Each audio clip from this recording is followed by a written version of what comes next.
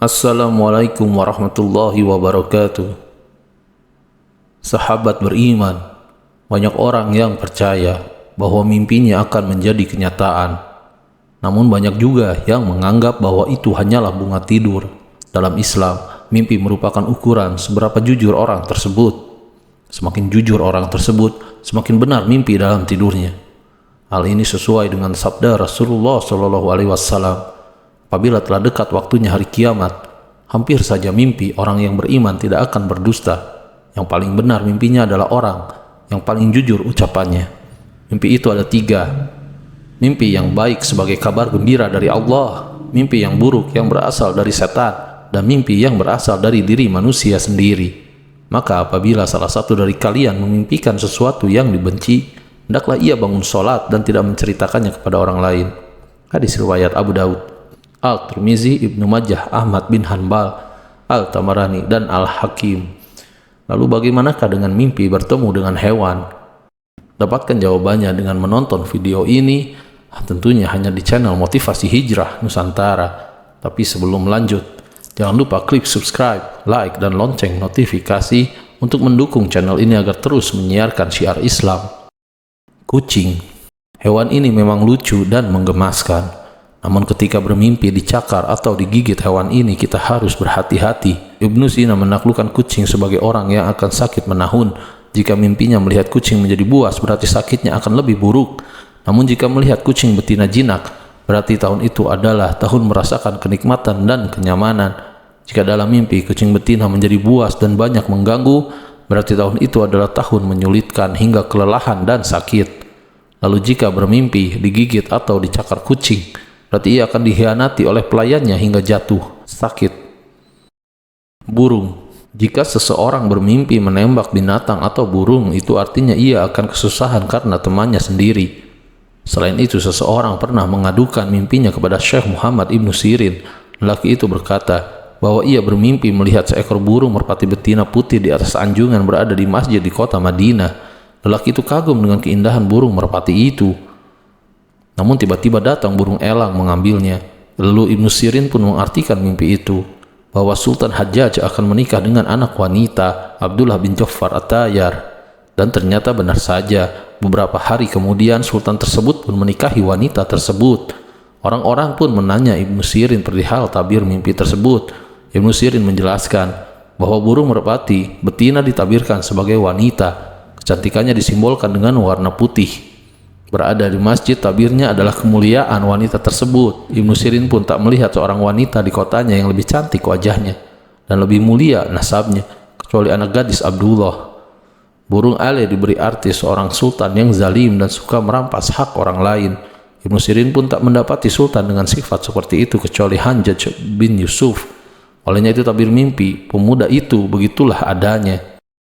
Ayam jago dalam mimpi. Ayam jago dalam mimpi diartikan sebagai khatib atau muazin. Terkadang juga diartikan sebagai manusia yang menyuruh kepada kebaikan tapi tak melakukannya.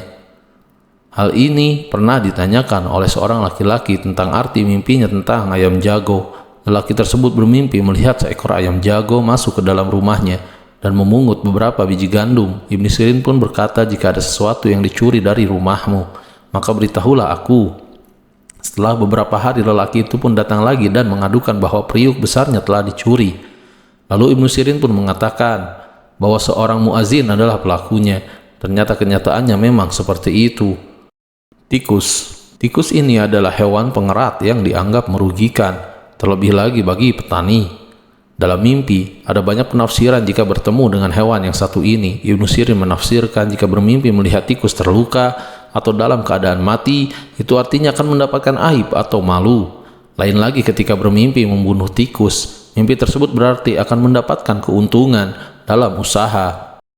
Semut adalah salah satu hewan yang memiliki kedudukan istimewa dalam Islam. Hewan ini menjadi salah satu nama surah dalam Al-Quran, yaitu An-Naml, yang artinya semut.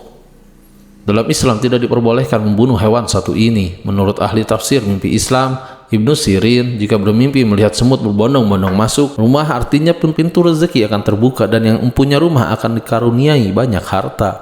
Singa. Singa-singa sering dijuluki sebagai raja hutan. Kenapa pula singa diidentikan dengan ketabahan, kecerdasan, dan kesetiaan? Sifat-sifat tersebut kerap dimiliki oleh seorang raja. Ibnu Sirin pernah didatangi oleh seorang laki-laki yang menceritakan mimpinya menangkap anak singa dan membawanya pulang ke rumah. Ibnu Sirin pun berkata bahwa laki-laki itu akan sederajat dengan raja. Ketika seseorang bermimpi menggembalakan singa, itu artinya ia akan bersahabat dengan pemimpin. Babi. Dalam buku tafsir mimpi menurut Al-Quran dan As-Sunnah, babi ditafsirkan sebagai laki-laki yang gemuk kaya, rusak agamanya, kotor, buruk mata pencahariannya, dan masih banyak lagi orang yang bermimpi melihat salah satu bagian tubuh babi ditakwilkan dengan orang yang subur, buruk mata pencaharian dan agamanya. Selain itu, seseorang pernah mendatangi Ibnu Sirin sambil berkata, dia bermimpi melihat babi di kasurnya. Ibnu Sirin pun menakdirkan bahwa ia akan berzina dengan wanita kafir. Serigala. Serigala ditakwilkan seorang musuh yang tiran, pendusta, pencuri, pengkhianat, dan penipu. Jika mendapat mimpi serigala masuk ke dalam rumah, itu artinya pencuri akan masuk ke dalam rumah. Jika bermimpi melihat serigala berubah menjadi jinak, berarti akan ada pencuri yang bertaubat. Hal yang disebutkan dalam buku tafsir mimpi menurut Al-Quran dan As-Sunnah, karangan Muhammad Ibnu Sirin. Gajah. Ada beragam takwil tentang hewan satu ini. Ada yang menaklukkan bahwa gajah adalah raja yang gemuk. Seseorang pernah mendatangi Ibnu Sirin dan menceritakan mimpinya yang menunggangi gajah. Ibnu Sirin pun berkata, gajah bukan hewan tunggangan, aku khawatir engkau bukan muslim. Ular. Ular yang ada dalam mimpi membutuhkan penafsiran karena bisa menyimbolkan beberapa hal, yaitu musuh negara, harta perempuan, anak, ataupun sumber kehidupan lainnya. Jika seseorang bertemu dengan ular besar atau sabban dan ia tidak takut menghadapinya, Ibnu Sirin mengatakan bahwa ia akan mendapatkan kekuatan dan kekuasaan. Jika seseorang bermimpi memasukkan seekor ular ke dalam rumahnya, itu berarti akan ada musuh yang berniat buruk.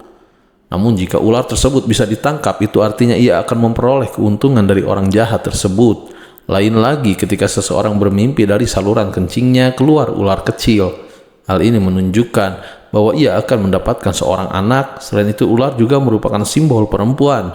Jika seseorang bermimpi memotong ular menjadi 3 bagian, Ibnu Sirin mengartikan bahwa ia akan menalak istrinya. Namun jika bermimpi membunuh seekor ular, berarti akan menikahi seorang perempuan. Hal ini pernah ditanyakan kepada Ibnu Sirin. Seseorang menceritakan mimpinya bahwa ia bermimpi melihat seekor ular yang berlari dan ia mengikutinya. Lalu ular itu masuk ke dalam lubangnya. Saat itu si lelaki tengah memegang skop. Lalu ia menutup lubang tersebut dengan skop.